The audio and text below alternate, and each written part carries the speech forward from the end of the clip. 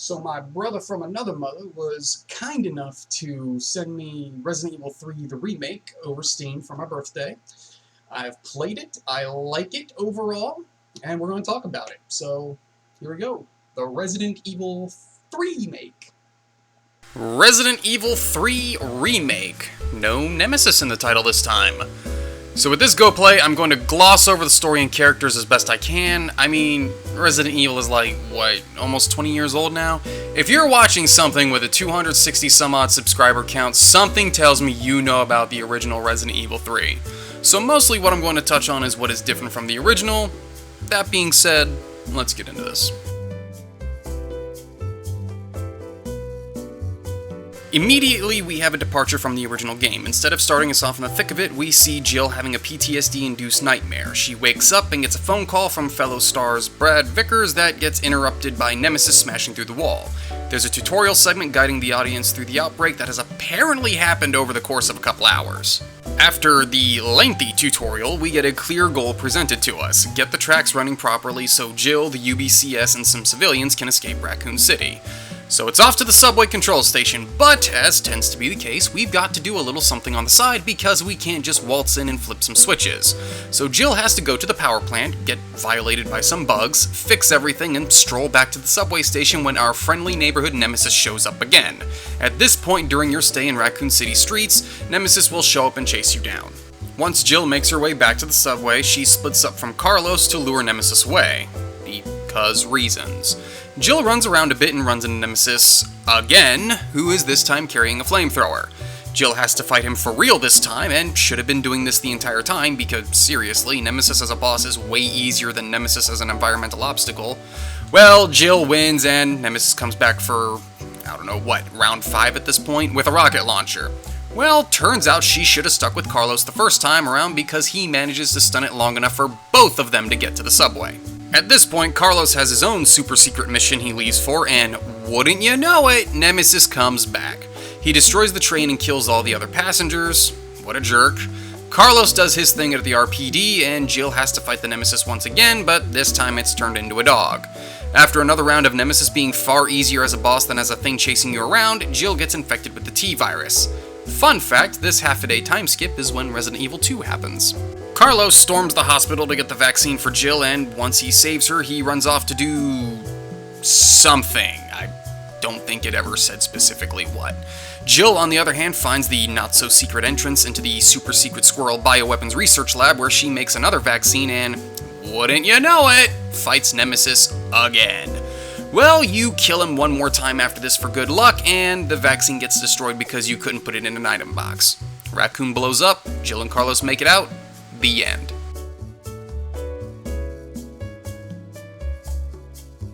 Overall, the characters are a lot better portrayed here than in the original. To knock it out real fast, the UBCS members in general are a lot more expressive, a lot more intense, and the voice actors could actually read lines.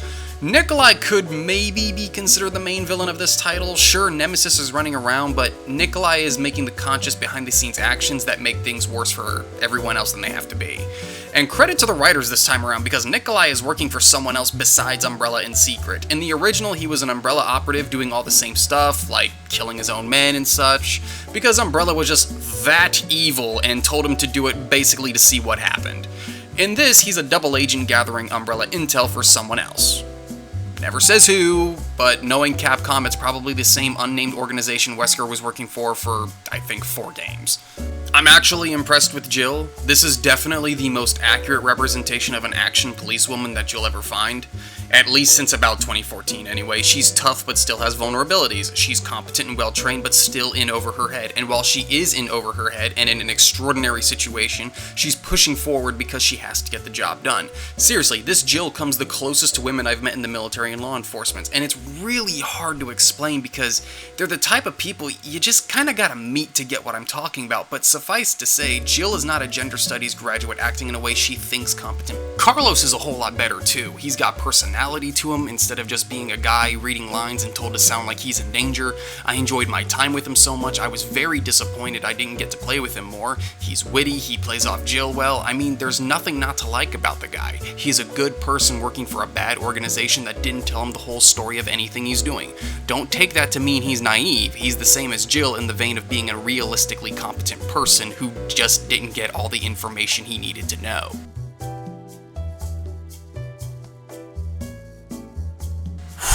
Okay, where do I begin? I want to state that a lot of what I'm going to bring up are nitpicks, so don't go too crazy on me. Perfect example is the opening. You're telling me, with the cars crashing everywhere and fires erupting and people screaming for their lives, Jill just never noticed anything until Brad called her?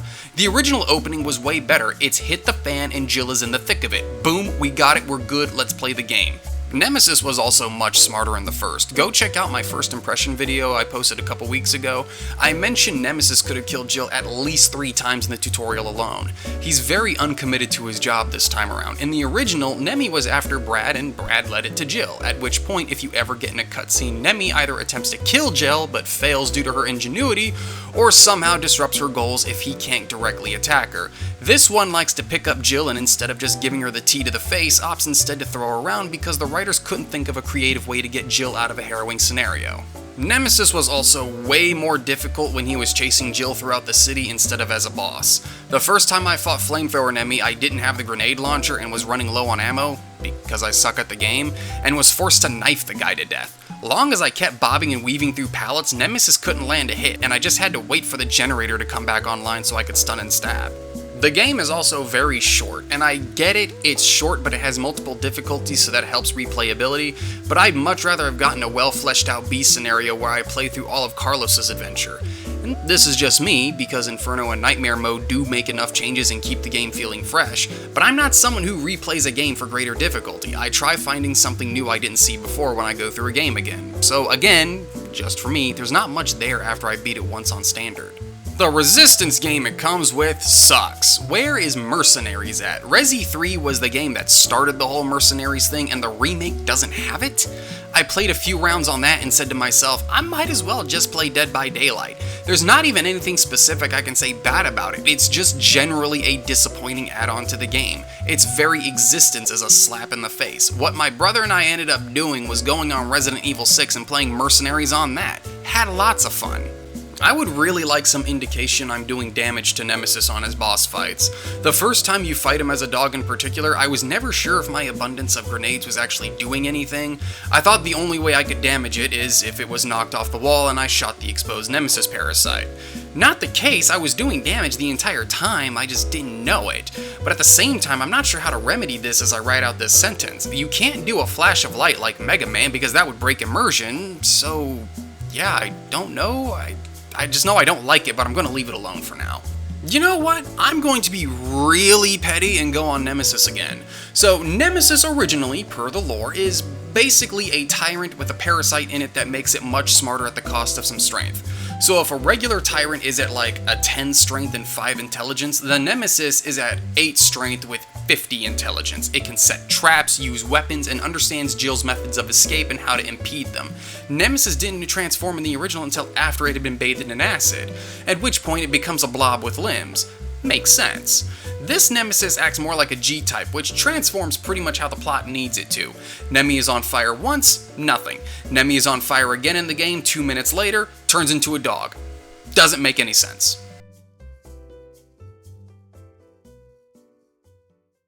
I've already discussed how the characters are much better, but let me do it again, because they are much better.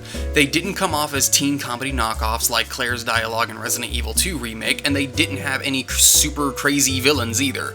Nikolai, at least in comparison to a lot of RE villains, is pretty reasonable. He likes money, Jill prints money. He's keeping her alive and in danger to keep getting valuable data to sell. Did I mention Carlos punches things? I like how action-oriented the game is too. I'm not much for games like FNAF, where you're on the defensive the entire time. I like to be proactive and able to fight back. This game lets me do that and gives me more time to react than Resident Evil 2 did. Or maybe that's just my twisted perception. It certainly feels like 3 has less jump scares than 2. Going along with the more actiony game, the dodge skill is amazing. No question, it makes the game, because there are 2 types of people who play Resident Evil 3 Remake. Those who can master the dodge skill and beat Inferno difficulty, and me. Movement in general is also a sight to behold. In the hands of someone like me, I'm running into walls every time I try to just go up the stairs, but in the hands of a skilled master at the game, you can seamlessly bob and weave through enemies while you collect every key to progress further in the game. The game is very skill rewarding, and even though I'm not very good at it, I have to give it points for that. Going along with that, the game comes off to me as very fair for the most part. Were there a couple of times I said to myself, well, that was bull? Sure. Trying to run from Nemesis and look behind you to keep eyes on him led to him one time blinking out of existence and reappearing in front of me in a single frame. But in general, anytime I died, I said, okay, I see what I did wrong. I played on standard instead of assisted. As much as I've dug into what I don't like about Nemesis, I have to admit, for it being a survival horror title, Nemi does add a lot of appropriate stress to first playthroughs. What I mean by that is, Resi 3 is supposed to be a survival horror at its core. Nemesis, those first couple times I ran into him, made me freak out and scream like a little girl as I frantically tried to save my booty. Sure, the impact is lessened a few plays in, especially when you know a single hand grenade will stun him, but you can't really help that. He isn't unknown at that point, and he's just another obstacle the player knows how to overcome, so I don't feel like I can take points away for that. Again, small little, well, I guess they'd be nitpicks but positive. Anyway, I think the final super secret dungeon being beneath the hospital makes much more sense than the Dead Factory from the original. Umbrella scientists having fast access to a medical facility from their dangerous bioweapons seems smart, as well as the darker implication found from files that sick patients were being transported to the lab for experimentation.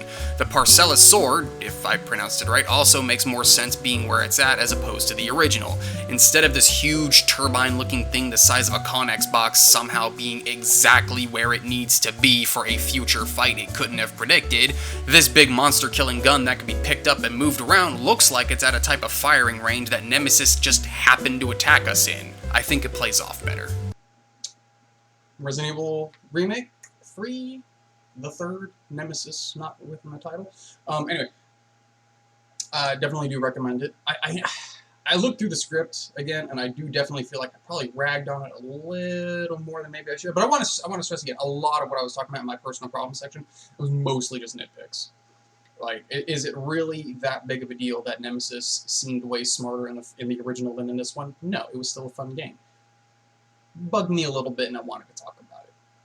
Anyway, all that being said, hope you're all staying safe from coronavirus, and I hope y'all have a great day. Take it easy.